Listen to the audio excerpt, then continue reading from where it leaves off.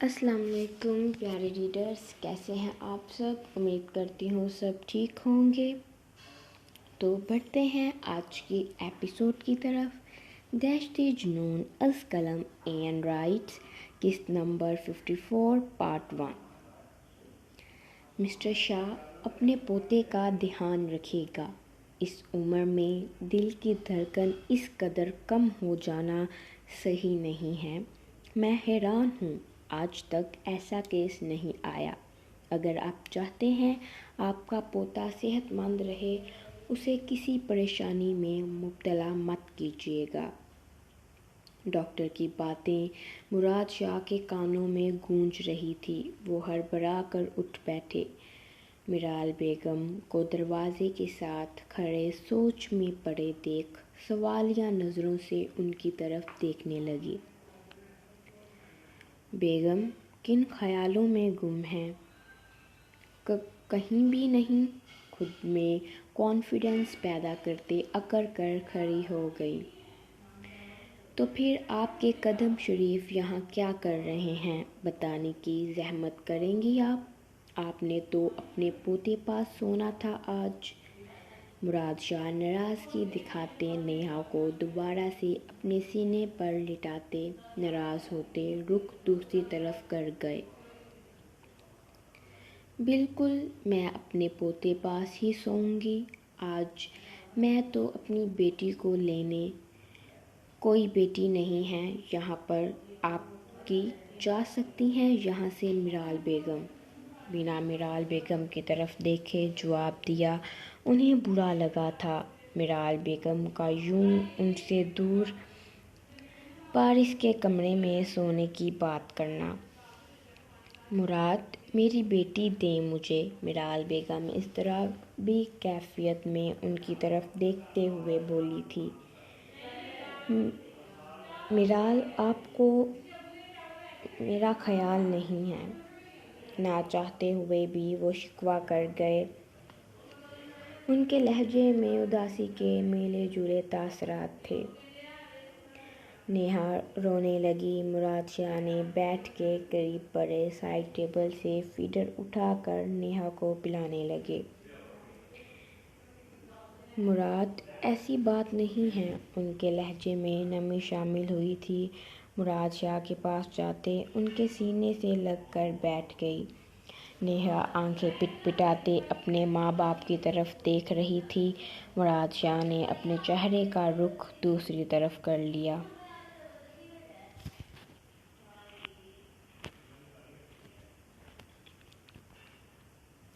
نیہا، آپ کے بابا ناراضگی ختم نہیں کر رہے، اتنی چھوٹی سی بات پر منہ بنا کے بیٹھ گئے ہیں۔ میرال بیگم نے نیہا سے کہتی اپنے لہجے میں شرارت شامل کرتے مراد شاہ کی گہری کالی آنکھوں میں دیکھنے لگی۔ بے ساختہ ان کے دل میں خیال آیا تھا کہ کوئی اس عمر میں بھی اتنا خوبصورت کیسے ہو سکتا ہے؟ مجھے نظر لگانے کا ارادہ ہے آپ کا؟ تھوڑی سے میرال بیگم کا چہرہ اوپر کرتے ان کی آنکھوں میں نظر آتی چمک میں مراد شاہ جیسے کھو گئے تھے۔ ناراضگی ختم؟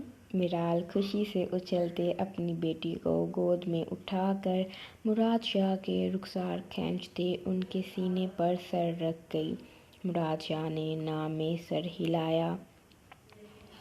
تم عورتوں کو اچھی طرح پتہ ہے کہ اپنے شوہر کو کیسے منانا ہے، وہ بس دل میں ہی سوچ سکے۔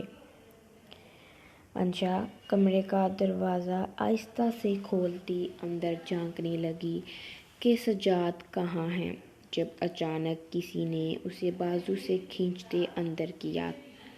انشا نے خوف سے ہلکی سی چیخ مار دی۔ کیا تھا وہ سب؟ کیا انجان بننے کی کوشش کی گئی؟ انشا، میرا دماغ نہ گھماؤ، سیدھی طرح بتاؤ تم نے ارسلان کے کمرے میں سونے کی حامی کیوں بھری؟ سجاد شاہ غصے سے گرجے تھے۔ سجاد، کیا ہو گیا ہے آپ کو؟ چھوٹی سی بات کا اتنا بڑا ایشو کیوں بنا رہے ہیں؟ انشا اپنے بازو پر مضبوط گرفت کر گئی۔ اضطرابی کیفیت میں وہ اپنی بیٹی کی طرف دیکھنے لگے۔ سجاد شاہ اس کا بازو چھوڑتے بیڈ پر جا کر نیم دراز ہو گئے۔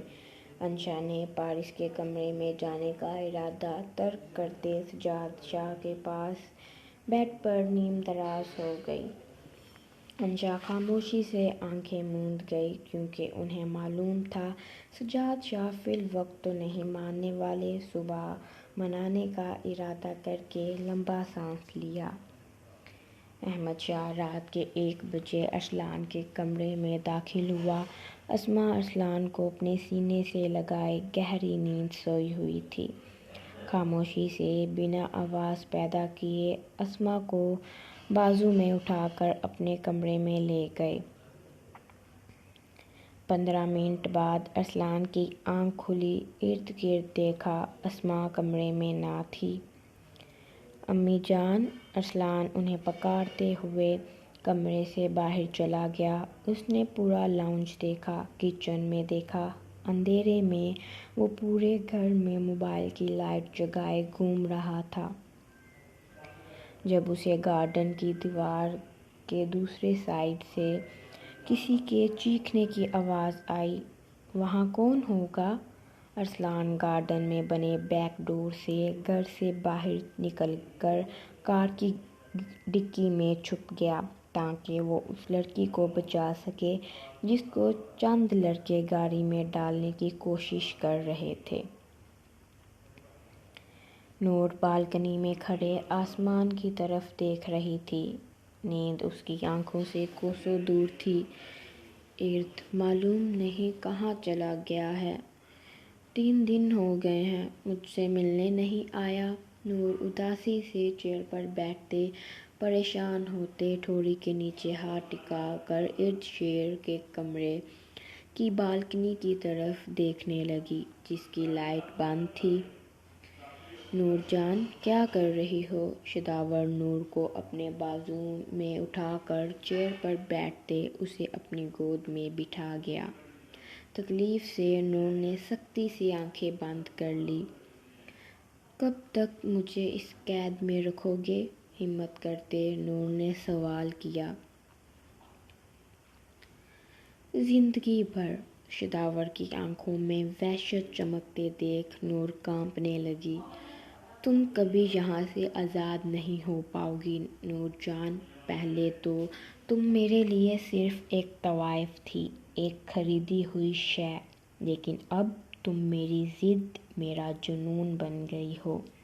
اور جب کوئی جنون بن جاتا ہے ہم اسے پانے کے لیے ہر حد سے گزر جاتے ہیں، اسے اپنی نظروں سے ایک پل کے لیے بھی اوجھل نہیں ہونے دیتے۔ اس کے چہرے پر آئے بالوں کو پیچھے کرتے جنونیت سے نظریں اس پر گاڑے، اس کی کمر پر اپنی گرفت مضبوط کر کے اسے اپنے بے حد قریب کر گیا۔ جنون انسان کو تباہ کر دیتا ہے شداور خان۔ اگر بنانا تھا تو مجھے اپنی عزت بناتے۔ آخری بات اس نے اپنے دل میں کہی تھی۔ وہ اب اس کے سامنے گر گرا کر نکاح کی بھیک نہیں مانگنا چاہتی تھی، وہ بس اپنے خدا سے دعا کرتی تھی کہ جلد از جلد اسے اس جہنم سے نکال دے۔ اس کا دم گھٹتا تھا۔ جنون عام انسانوں کو تباہ کرتا ہے نور جان۔ جنون ایس کے کی پہچان ہے۔ ایس کے جنون سے تباہ نہیں، آباد ہوتا ہے۔ شداور خان نے پر اسرار قہقہہ لگایا جب اس کا موبائل رنگ ہوا تھا۔ پاکٹ سے موبائل نکال کر دیکھا، داؤد کا نام جگمگا رہا تھا۔ یہ مرے گا کسی دن میرے ہاتھوں سے۔ شداور خان غصے سے گرجتے کال پک کرتے کان سے لگا گیا۔ اس سے قبل شداور خان کچھ کہتا، داؤد کی بات پر اس کے چہرے پر پر اسرار مسکراہٹ آئی تھی۔ نور جان پھر ملاقات ہوتی ہے۔ شداور اس کے لبوں کو نرمی سے چھوتے اسے چیئر پر بٹھا کر چلا گیا۔ نور اس کے جانے کے بعد بے رحمی سے اپنی ہتھیلی سے اپنے ہونٹوں کو صاف کرنے لگی۔ اس قدر وہ سختی سے صاف کر رہی تھی کہ اس کے لبوں سے خون بہنا شروع ہو گیا۔ ارد-شیر نے بالکنی میں کھڑے سب کچھ دیکھ لیا تھا۔ نور کی نظر ارد-شیر پر گئی۔ اس کے لبوں پر زخمی مسکراہٹ تھی۔ نور کے دل کو کسی نے مٹھی میں جکڑ لیا۔ نہ جانے کیوں اسے ارد-شیر کی زخمی مسکراہٹ تکلیف دے گئی تھی۔ نور نے اسے اشارہ کیا کہ کیا تم مجھ سے ملنے آ سکتے ہو؟ ارد-شیر نہ چاہتے ہوئے بھی حامی میں سر ہلا گیا۔ وہ ایسا ہی تھا جس سے وہ پیار کرتا تھا، اس کی کوئی بات رد نہیں کر پاتا تھا۔ 2 منٹ بعد ارد-شیر اس کے گھر کے گیٹ کے باہر کھڑا تھا۔ نور جب گارڈن میں آئی، گارڈ نے اسے اندر جانے دیا۔ گارڈ کو علم ہو گیا تھا کہ ارد-شیر غلط انسان نہیں ہے۔ تم کہاں تھے ارد؟ ناراضگی سے منہ پھلاتے ہوئے اس سے پوچھا۔ ارد-شیر کی نظریں اس کے ہونٹوں پر جمی ہوئی تھیں۔ نور اس کی نظروں کا زاویہ اپنے ہونٹوں کی طرف محسوس کرتے پلو سے اپنے ہونٹوں کو چھپا گئی۔ کیوں خود کو تکلیف دیتی ہو تم؟ تمہارے خود کو تکلیف دینے سے تمہیں کیا لگتا ہے وہ درندہ تمہیں چھوڑ دے گا؟ ارد-شیر اس کا بازو پکڑتے اپنی گرفت مضبوط کر گیا۔ بے ساختہ نور کی آنکھوں میں آنسو جمع ہوتے بہنے لگے۔ اس کے آنسو ارد-شیر کے بازو پر گر رہے تھے۔ ارد-شیر نے فوراً اس کا بازو چھوڑ دیا۔ "I'm sorry، میرا کوئی ارادہ نہیں تھا تمہیں اذیت دینے کا، مجھے معاف کر دو۔" ارد-شیر کان پکڑتے اس سے معافی مانگ رہا تھا۔ نور مسکراتے ہوئے اس کا ہاتھ پکڑ کر اپنی پیشانی سے لگا گئی۔ "مجھ سے معافی نہ مانگو ارد، تم میرے لیے بہت خاص ہو۔ میں تمہاری بہت عزت کرتی ہوں۔ تم میرے لیے بہترین دوست ہو۔" نور کے الفاظوں پر اس نے جھٹکے سے اپنا ہاتھ نور کے ہاتھ سے آزاد کیا۔ نور نے حیرانگی سے اس کی طرف دیکھا۔ "ہم دوست ہیں نور، لیکن میں نامحرم ہوں، میرا یوں ہاتھ مت پکڑا کرو۔" ارد کی باتوں پر نم آنکھوں سے وہ مسکرائی تھی۔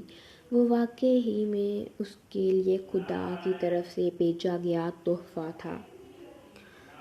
"اوکے، نہیں پکڑا کروں گی، لیکن تم مجھ سے روز ملنے آیا کرو گے۔" نور ضدی لہجے میں کہتی گارڈن میں زمین پر بیٹھ گئی۔ "پاگل لڑکی، اٹھو، آدھی رات کو اس طرح نہیں بیٹھتے، کئی کیڑے مکوڑے چل رہے ہوتے ہیں گھاس پر۔" "ٹینشن نہ لو تم، مجھے کیڑے مکوڑے نہیں کچھ کہیں گے۔ اگر کاٹ بھی لیں گے تو وہ تکلیف میں برداشت کر لوں گی۔" نور مسکراتے ہوئے آسمان کی طرف دیکھنے لگی۔ "تمہیں اچھا لگتا ہے آسمان کی طرف دیکھنا؟" ارد-شیر اس کے ساتھ زمین پر بیٹھ کے آسمان کی طرف دیکھنے لگا۔ "تمہیں معلوم ہے ارد، جب میں ستاروں کی طرف دیکھتی ہوں میں پرسکون ہو جاتی ہوں۔ میں دل میں اپنے خدا سے باتیں کرتی ہوں اور میرا خدا مجھے سکون بخش دیتا ہے۔ میں اپنے خدا کی قدرت کو دیکھتی ہوں کہ کس قدر اس نے یہ خوبصورت دنیا بنائی ہے۔" نور مسکراتی آنکھوں سے ستاروں کو دیکھ رہی تھی۔ ارد-شیر اس کی بات پر حامی میں سر ہلائے بغیر نہ رہ سکا۔ "یہ واقعی میں خوبصورت ہے نور، میرے پاس الفاظ نہیں ہیں ان ستاروں کی تعریف کرنے کے لیے، خدا کی تخلیق، اس کی پیدا کی گئی چیزوں کے لیے۔" "بالکل تمہاری طرح نور۔" ارد-شیر نے آخری الفاظ اپنے دل میں کہے تھے۔ "ایک دن کھلے آسمان میں کھڑے ہو کر تم سے اظہار محبت کروں گا، تمہیں اپنا محرم بناؤں گا۔" ارد-شیر کتنی دیر اس سے باتیں کرتا رہا۔ تہجد کی اذان سن کر نور کے گھر کے اندر چلی گئی۔ اور ارد شیر اپنے گھر چلا گیا۔ شداور اپنے اڈے پر پہنچا۔ داؤد نے اس کے سامنے 10 سال کی بچی کو لا کر کھڑا کر دیا۔ بوس، یہ میجر احتشام کی بیٹی ہے۔ داؤد کمینگی سے 10 سالہ معصوم بچی کی طرف ہوش بھری نظروں سے دیکھ رہا تھا۔ میں اپنا کام شروع کر دو داؤد۔ شداور چیئر پر ٹیک لگا کے ٹانگ پر ٹانگ رکھ کے بیٹھ گیا۔ داؤد بچی کے گریبان سے پکڑتے اس کی قمیض پھاڑ گیا۔ وہ بے رحمی سے اس بچی کو نوچنے لگا۔ وہ درندہ صفت شخص مسکراتے ہوئے داؤد کو اس بچی کو نوچتے ہوئے دیکھ رہا تھا۔ ارسلان اڈے کے اندر داخل ہوا۔ بنا آواز پیدا کیے وہ ایک پلر کے پیچھے چھپ گیا۔ ایک آدمی کو چھوٹی سی بچی کو نوچتے دیکھ اس کے قدم رکے تھے، اس کی سانسیں تھم گئی تھیں۔ وہ ساکت کھڑا پتھریلی نظروں سے آنکھوں میں بے تحاشا آنسو لیے دیکھ رہا تھا۔ داؤد نے بچی کا ہاتھ پکڑتے ٹیڑھا کیا، جسے ہڈی ٹوٹنے کی آواز اور اس بچی کی چیخ گودام میں گونجی۔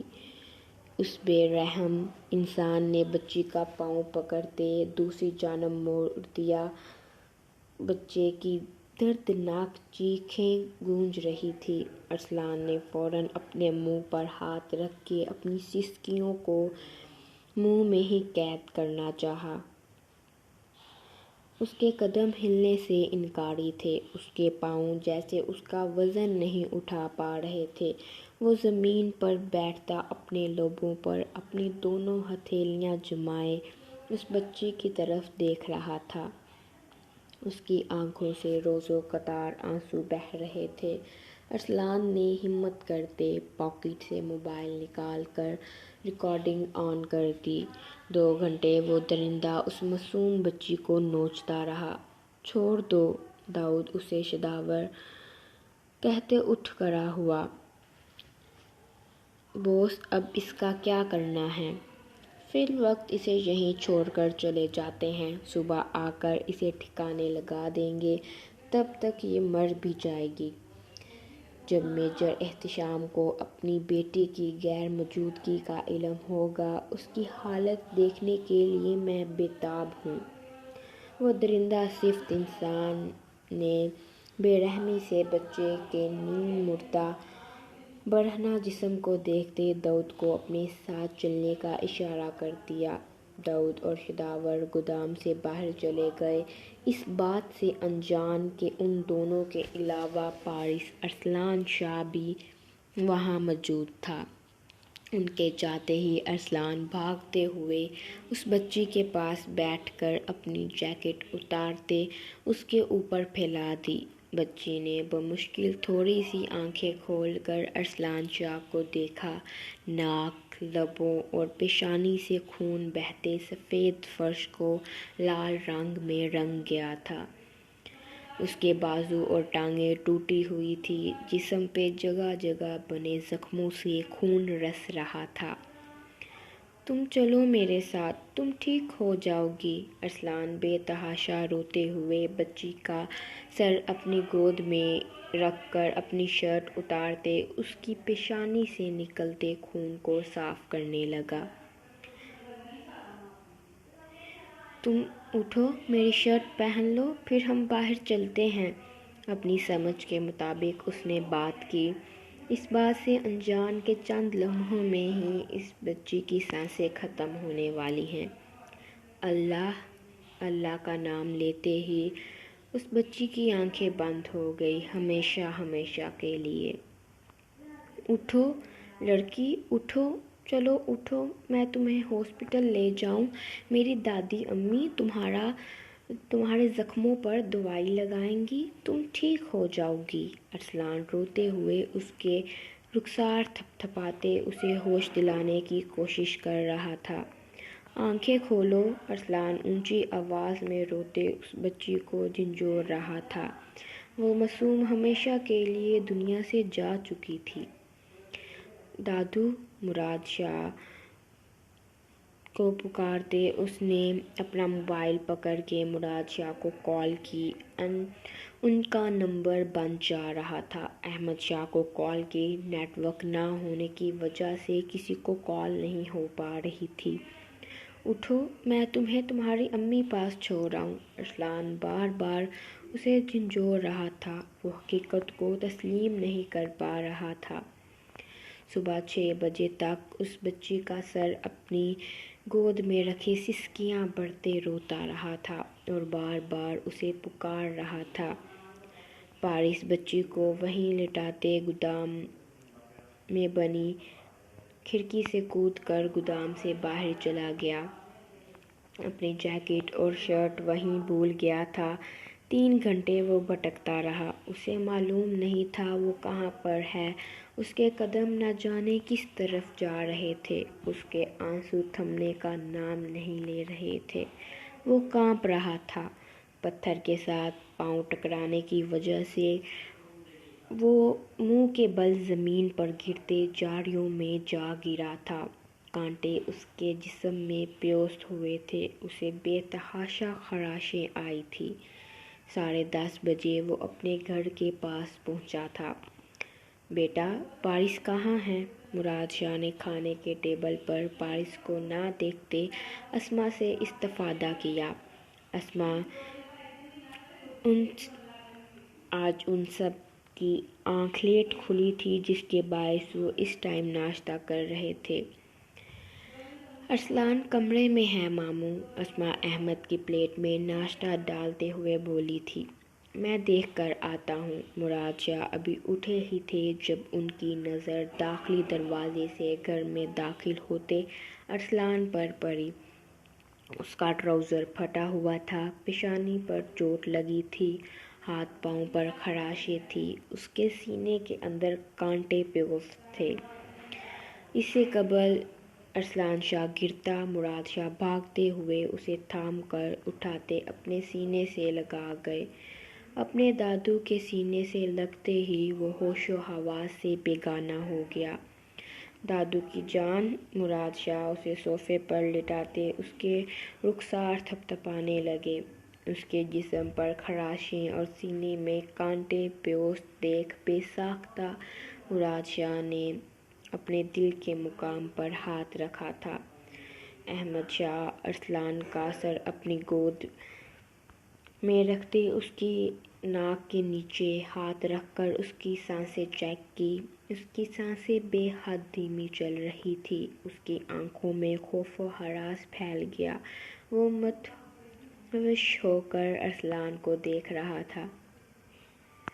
اس کے وجود میں کوئی حرکت نہ تھی۔ میرال بیگم احمد کو اور مراد شاہ کو ارسلان سے دور کر کے اس کی نبض چیک کی جو دھیمی چل رہی تھی۔ 5 منٹ وہ ارسلان کے رخسار تھپتھپاتے رہے۔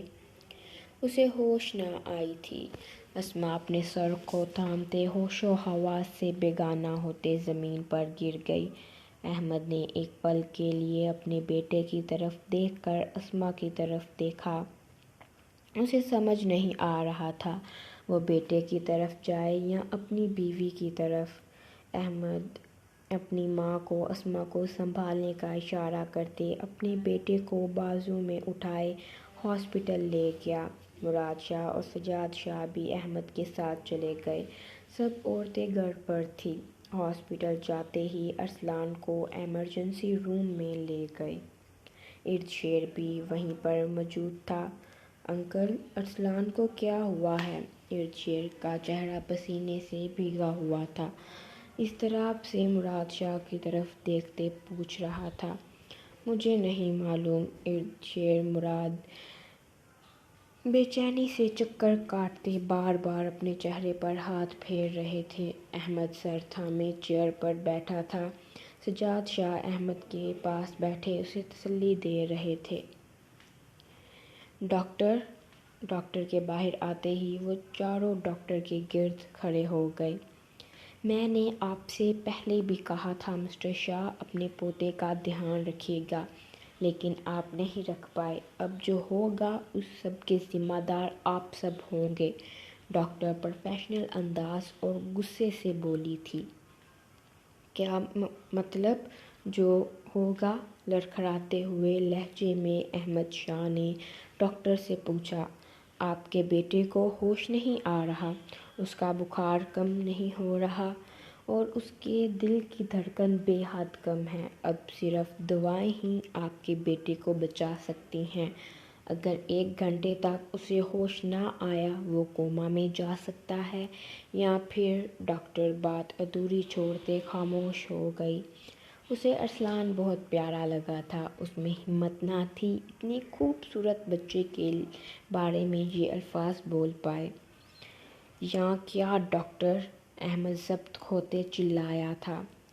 یا آپ سب سے ہمیشہ ہمیشہ کے لیے دور ہو جائے گا۔ اور یہ آپ کے پوتے کی پاکٹ سے چیزیں برآمد ہوئی ہیں۔ ڈاکٹر غصے سے کہتی چیزیں مراد شاہ کو پکڑا کر واپس ایمرجنسی روم میں چلی گئی۔ بابا، میرے بیٹے کو کچھ نہیں ہوگا نا؟ میرا بیٹا مجھ سے دور نہیں جا سکتا، احمد تکلیف سے مسکراتے ہوئے کہہ رہا تھا۔ اس کی آنکھوں سے روزو قطار آنسو بہہ رہے تھے۔ ایک ڈر تھا، خوف تھا اس کے دل میں، کہیں اس کا بیٹا اس سے دور نہ ہو جائے۔ احمد، کچھ نہیں ہوگا، ہمارا پارس سب سے دور نہیں ہو سکتا۔ مراد شاہ نے خود پر بے انتہا ضبط کیا، لیکن ان کے لہجے میں لڑکھڑاہٹ صاف واضح ہو رہی تھی۔ احمد، رونے کی بجائے اپنے اللہ سے دعا کرو وہ تمہارے بیٹے کو صحت دے۔ ارد احمد کو گلے لگاتے اس کی پیٹھ سے ہلاتے ہوئے ہمدردی سے بولا تھا۔ امید کرتی ہوں پیارے ریڈرز آپ کو آج کی ایپیسوڈ پسند آئی ہوگی۔ تو پھر بتائیں کیا کرنا چاہیے؟ ارسلان کو کوما میں لے جایا جائے یا پھر اسے ٹھیک کر دیا جائے؟ کمنٹس میں لازمی بتائیے گا۔ انشاءاللہ کل ایپیسوڈ اپلوڈ ہوگی۔ دعاؤں میں یاد رکھیے گا۔ اللہ حافظ۔